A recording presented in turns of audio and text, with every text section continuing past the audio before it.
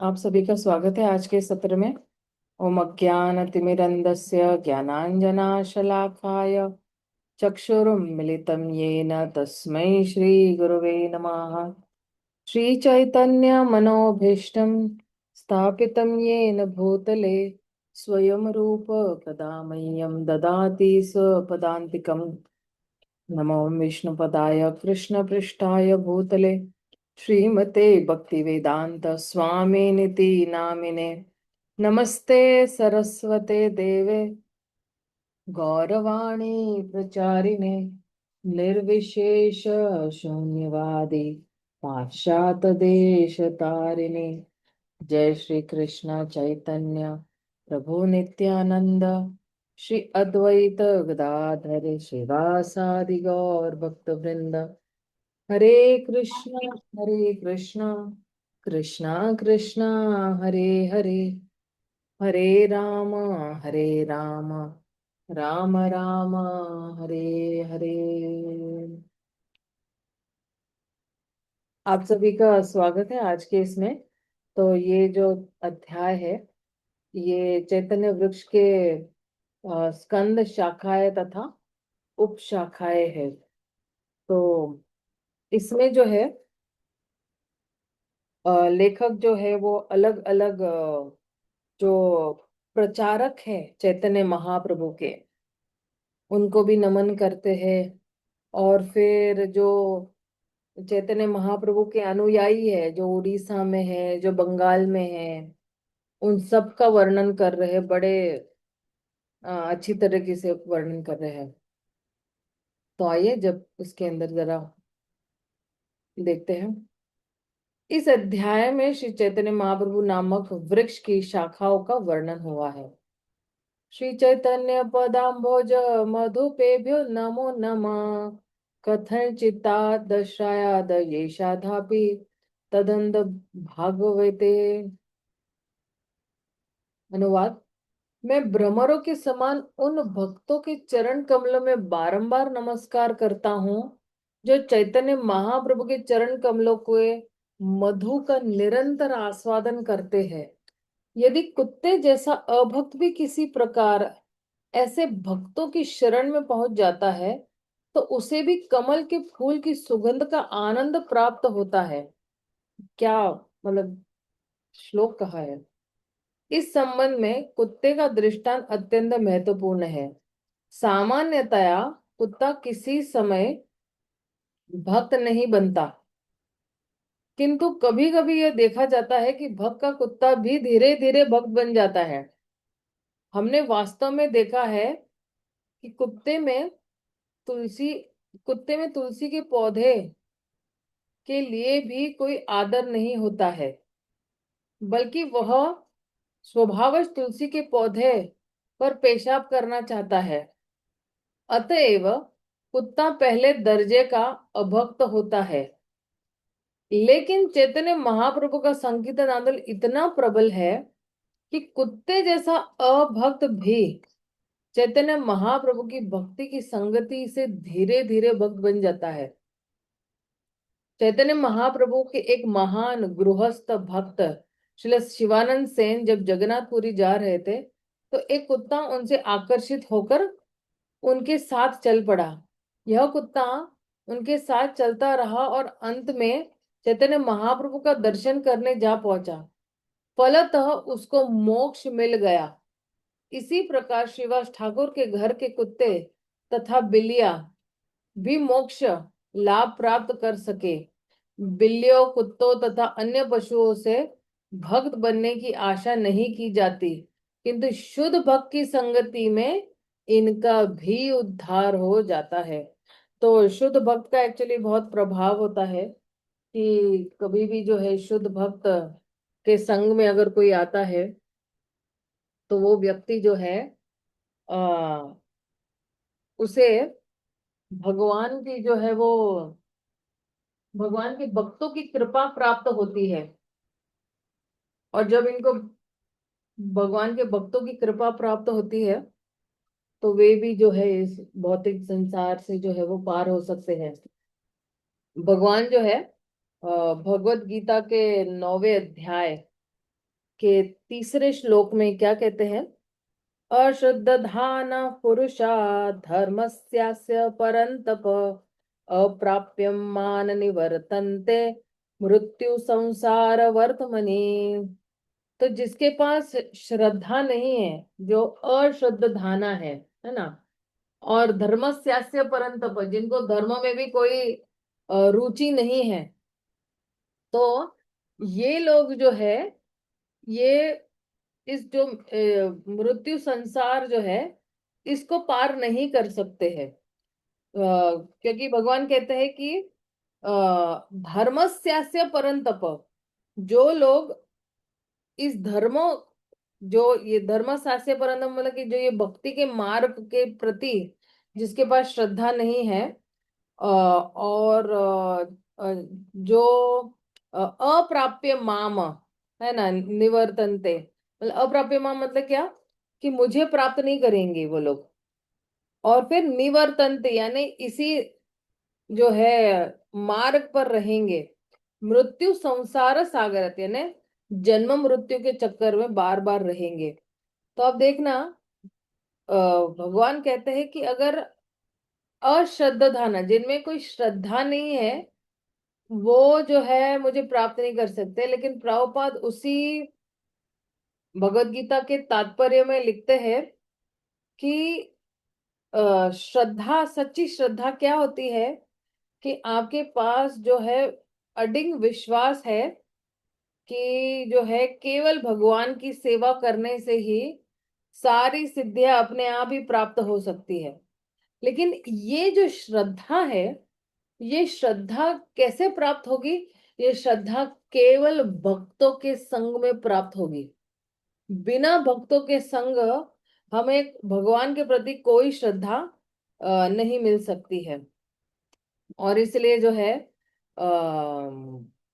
उसके पहले भी एक्चुअली भगवान पहले ही श्लोक में कहते हैं कि भक्ति इतनी आनंदमयी है, लेकिन जितने जिसके पास श्रद्धा नहीं है और जो भगवान के प्रति ईर्ष्या करते हैं, तो वो लोग भक्ति में नहीं आ सकते हैं। वो लोग जो है भगवान को प्राप्त भी नहीं कर सकते हैं। और इसलिए जो है भक्तों का संग जो है बहुत ही लाभदायक है। फिर आगे क्या कह रहे हैं? जय जय श्री चैतन्य जय नित्यानंद, जय द्वैत चंद्र जय गौर भक्त वृंद। श्री चैतन्य महाप्रभु तथा नित्यानंद प्रभु की जय हो, श्री अद्वैत प्रभु की जय हो, और श्रीवास समेत चैतन्य महाप्रभु के भक्तों की जय हो। ई माली रे वृक्षेर अकथ्य कथन, एवे शुन मुख्य शाखार नाम विवरणा। तो कह रहे हैं, माली तथा वृक्ष के रूप में श्री चैतन्य महाप्रभु का वर्णन अकल्पनीय है। अब इस वृक्ष की शाखाओं के विषय में मैं ध्यान से सुनिए। चैतन्य गोसाइयत पारिषद चय, गुरु लघु भाव तार नहय निश्चय। तो कह रहे, श्री चैतन्य महाप्रभु के अनेक पार्षद थे, किंतु इनमें से किसी को भी ऊंचा या नीचा नहीं समझना चाहिए। इसका निर्धारण नहीं किया जा सकता है। देखिए कितना अच्छा बोल रहे हैं कि ये नहीं कह सकते कि ये सीनियर था, ये जूनियर था, ये आगे आया, ये पीछे आया, नहीं। भगवान के चैतन्य महाप्रभु के जितने भी पार्षद थे, वो सभी जो है वो पूजनीय है। और क्योंकि जो है इसमें जो है यह गुरु लघु भाव, यानी क्या कि ऊंचा भाव या नीचा भाव नहीं रखना चाहिए, है ना। हम्म। और इसलिए जो है ये सारे जितने भी चैतन्य महाप्रभु के पार्षद है, वो बिल्कुल हमारे लिए पूजनीय है, क्योंकि उनको भगवान का दर्शन मिला हुआ है। यत यत महंत कैल तासा बार गणन, कहे करी बारे नारे ज्येष्ठ लघु क्रम। श्री चैतन्य महाप्रभु के संप्रदाय में सारे महापुरुष की गणना इन भक्तों में होती है, किंतु इनमें से कौन छोटा है कौन बड़ा है इसका अंतर नहीं हो सकता है। आगे कह रहे हैं, अतएव तासबारे करी नमस्कार, नाम मात्र करी दोष लाल न लाभे अमार। कितना अच्छा बोल रहे हैं। मैं उन सबको आदर स्वरूप नमस्कार करता हूँ। मेरी उनसे विनती है कि वे मेरे अपराधों पर ध्यान न दे, है ना। तो लेखक देखिए, ओ, उनका नाम उच्चारण पहले करने से ही पहले ही जो है वो नमस्कार करते हैं उनको।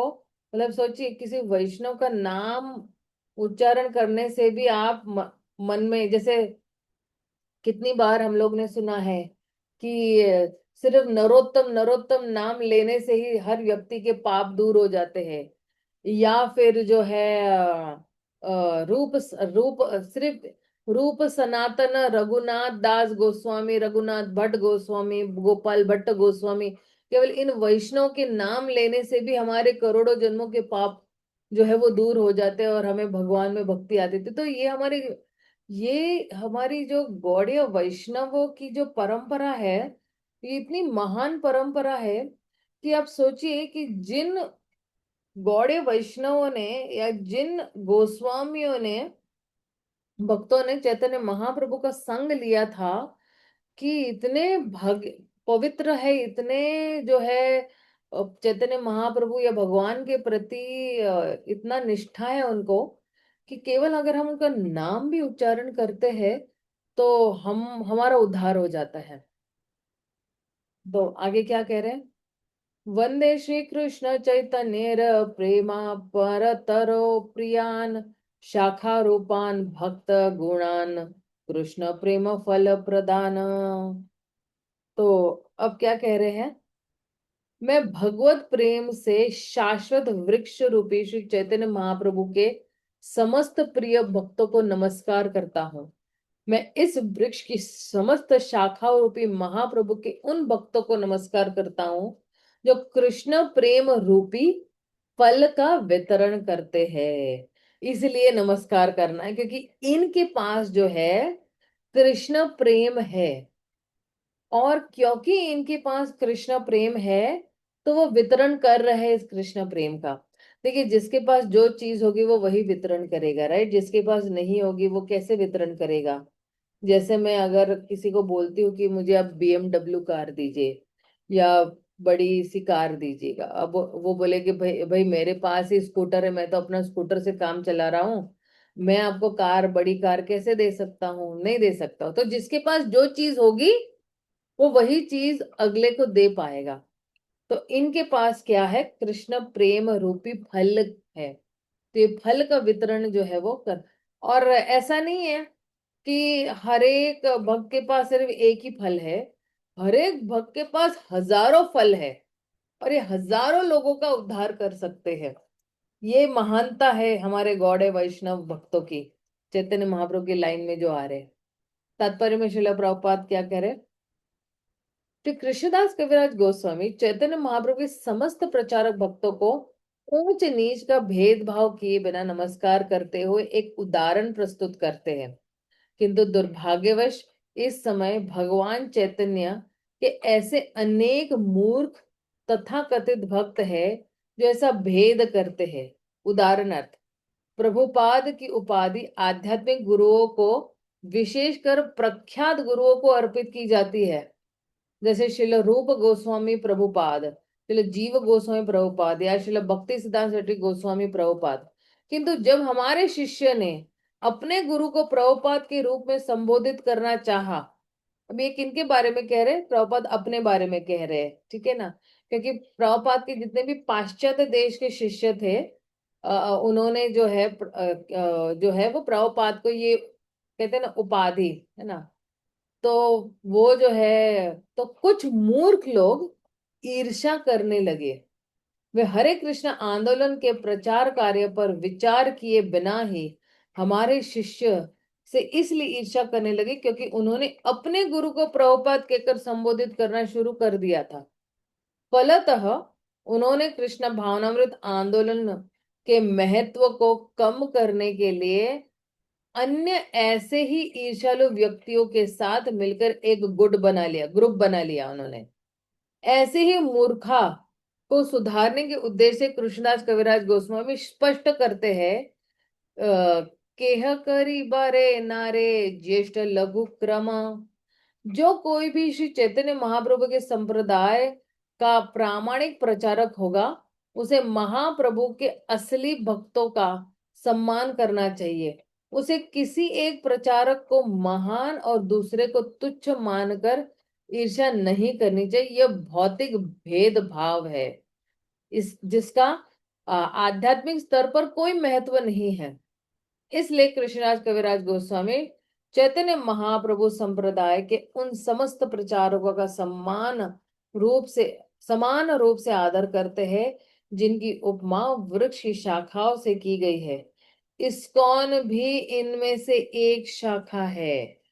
अतएव महाप्रभु के समस्त निष्ठावान भक्तों द्वारा इसका आदर किया जाना चाहिए।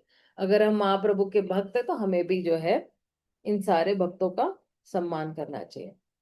तो अब जो है इस शाखा के जो है वो पहले जो पहली जो शाखा है, इस वृक्ष की पहली शाखा का वर्णन कर रहे हैं। तो क्या कह रहे हैं?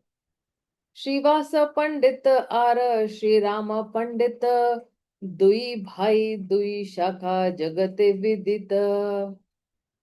श्रीवास पंडित तथा श्री राम पंडित, इन दोनों भाइयों से दो शाखाएं प्रारंभ हुई जो संसार में सर्वविदित है।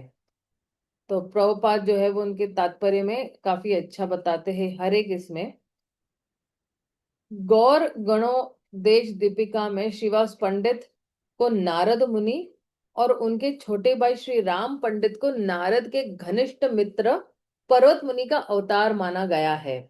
श्रीवास पंडित की पत्नी मालिनी को कृष्ण की धाय अंबिका की अवतार माना गया है, जिसने भगवान कृष्ण को अपने स्तनों से दूध पिलाया था। और जैसा कि पहले बताया जा चुका है, श्री चैतन्य भागवत के लेखक ठाकुर वृंदावन दास की माता नारायणी, जो श्रीवास पंडित की भतीजी थी, कृष्ण लीला में अंबिका की बहन थी, है ना? तो ये जो श्रीवास पंडित है, उनकी जो पत्नी है उनका नाम क्या है? अंबिका। और अंबिका को एक बहन थी जो नारायणी थी, है ना? सॉरी, अंबिका पे एक बहन थी और उस बहन की एक पुत्री थी, है ना? वो जो है भगवान की एक बहुत महान भक्त थी, और वही जो है वृंदावन दास ठाकुर की माता है।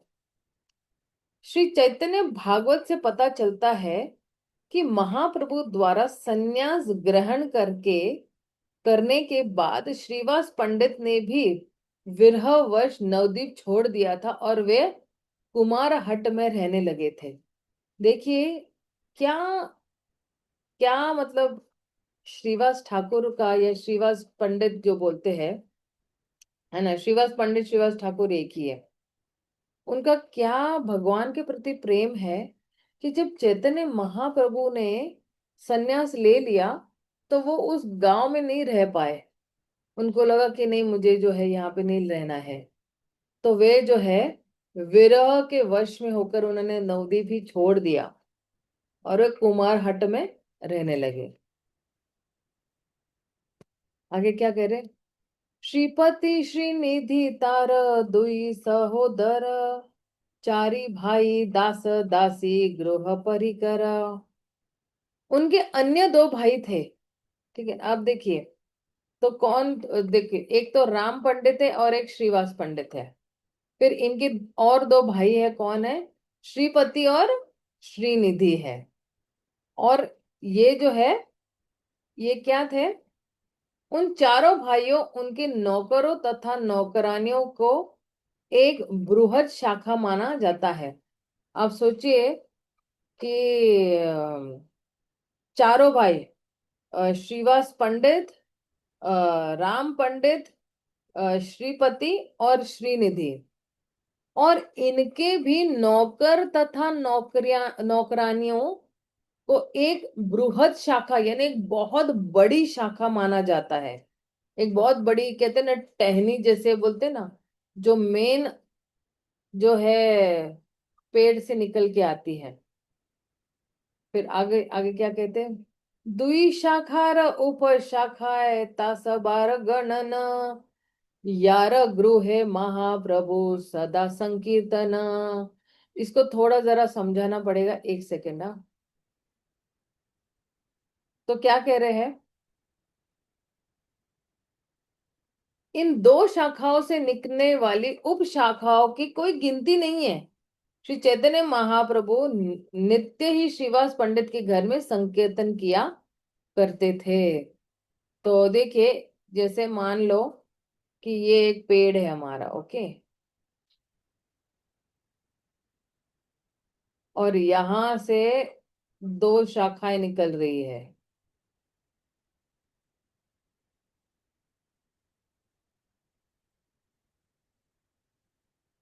तो ये दो दो शाखाएं दो दो भाइयों की है।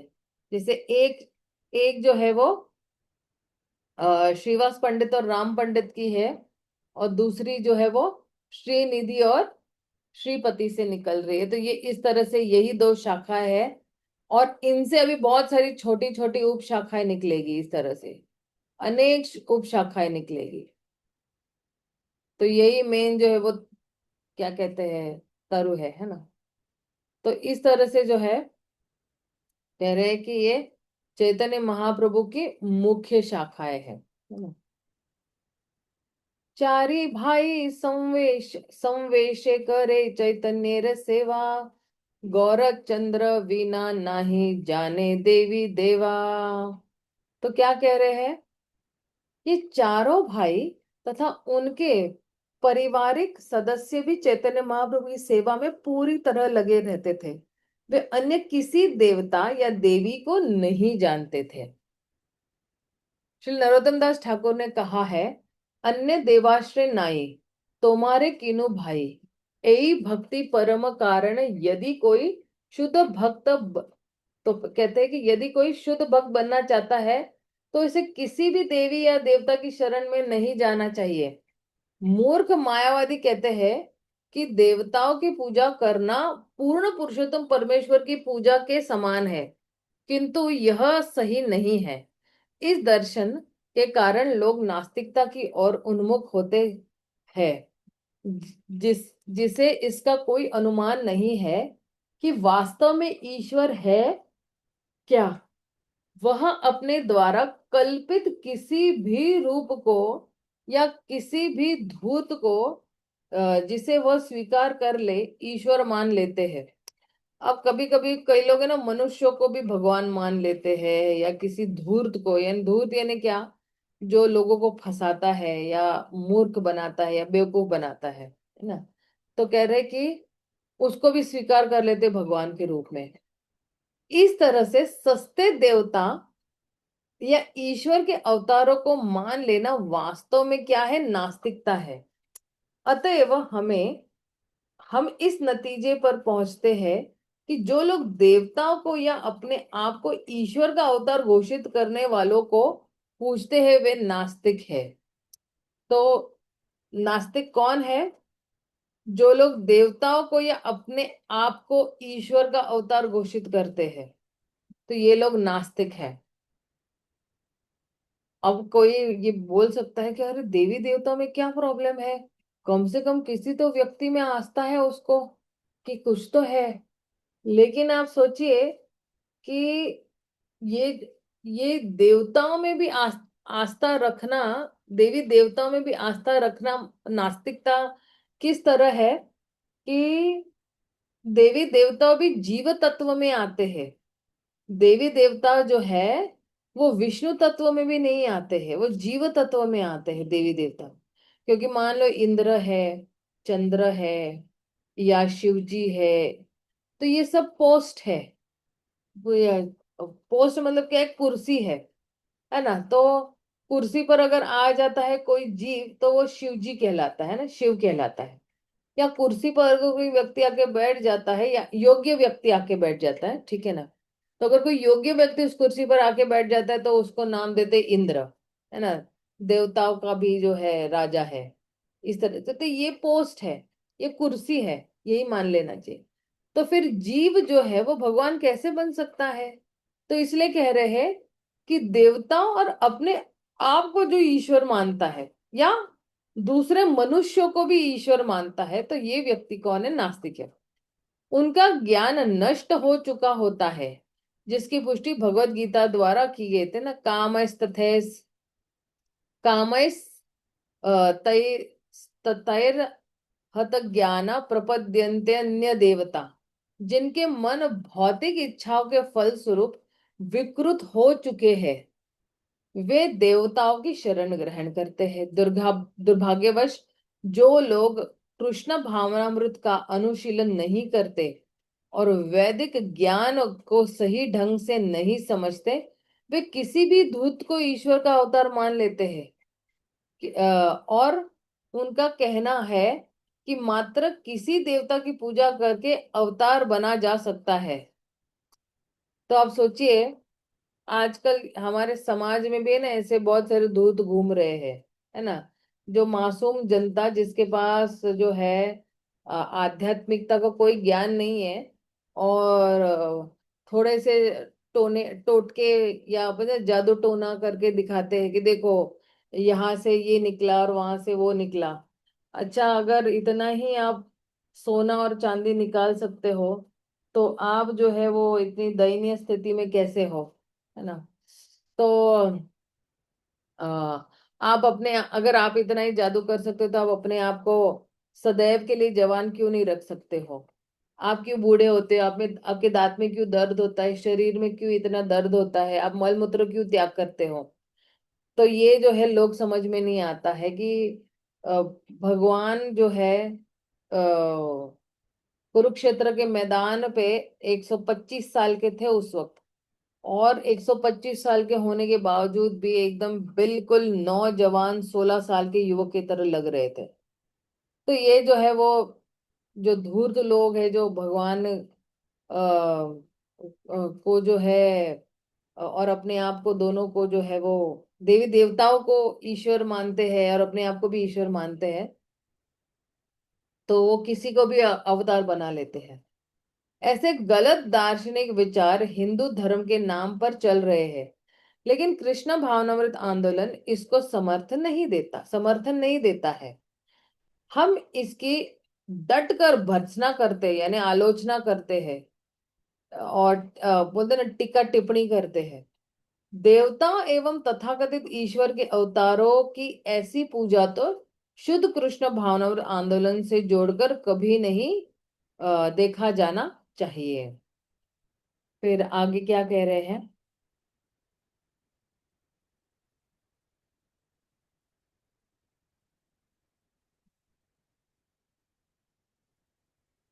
हम्म। अब यहाँ से जो है क्योंकि देखिए, श्रीवास ठाकुर के परिवार में जो है वो श्रीवास पंडित और राम पंडित है। तो श्रीवास ठाकुर और श्रीवास पंडित किसके अवतार है? नारद मुनि के अवतार है। फिर राम पंडित जो है वो किसके अवतार है? वो पर्वत मुनि, जो नारद मुनि के मित्र है। और फिर उनके और दो भाई है ना, श्रीपति, श्रीनिधि, है ना। और तो फिर श्रीवास ठाकुर के तीन भाई, राम पंडित, श्रीपति और श्रीनिधि। और फिर श्रीवास ठाकुर की जो पत्नी है उनका नाम क्या था? मालिनी। और श्रीवास पंडित की जो भतीजी था उसका नाम क्या था? नारायणी, है ना। और ये नारायणी जो है वो अंबिका की ही जो है वो बहन की बेटी थी। फिर अब यहाँ से एक दूसरा जो है वो शुरू हो रहा है।